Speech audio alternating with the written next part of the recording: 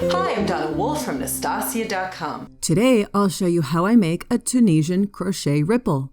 To do this, you can use a long Tunisian hook, or you can use the type that has a wire at the end to hold a lot of stitches. To begin, chain 43 for a sample, or any multiple of 14 plus 1.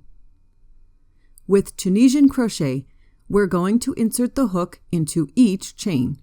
Yarn over and draw up a loop. Yarn over and draw up a loop.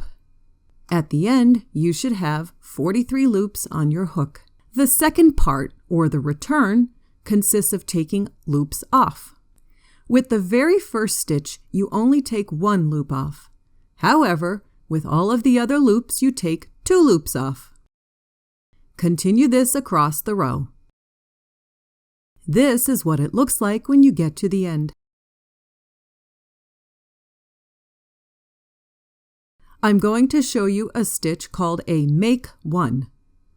Normally, we do our first stitch under the first bar loop, but with a make one, we make our stitch in the space before the bar, and then we make the next stitch into the normal Tunisian bar.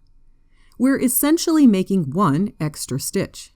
Now, we're going to draw up loops in the next 4 bars, as we normally do in simple Tunisian stitch. 3 and 4. Now, we're going to make a 3 together stitch.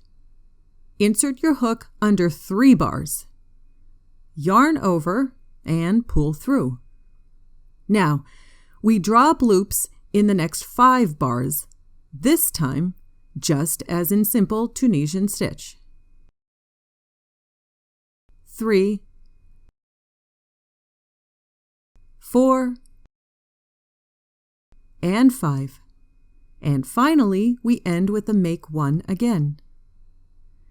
Insert in space, and then insert under bar. That's our first ripple V chevron. Now we do everything again. Start off with the make one stitch.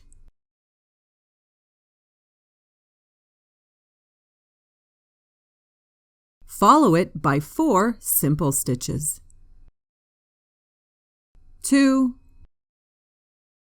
3, and 4. Next, do a 3 together stitch. Now we draw up loops in the next 5 bars. 2, 3, 4, and 5. And then we end with a make one stitch.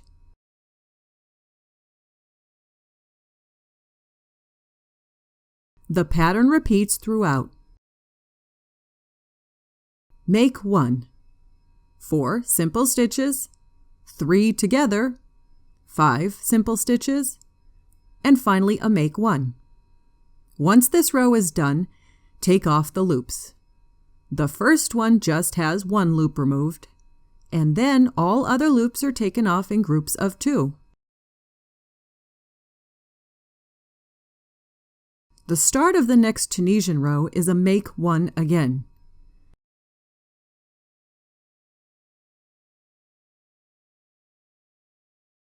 Then 4 simple Tunisian stitches, 2, 3, and 4,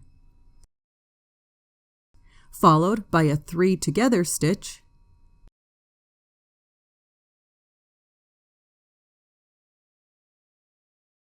then 5 simple stitches, 2, 3, 4, and 5, and finally end with a make one stitch.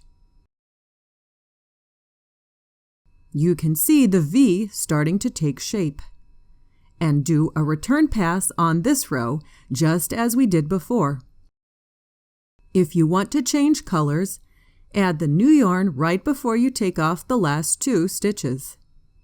I like to change colors every 2, 3, or 4 rows, depending upon the size of the stripes. And here's my finished Tunisian crochet ripple.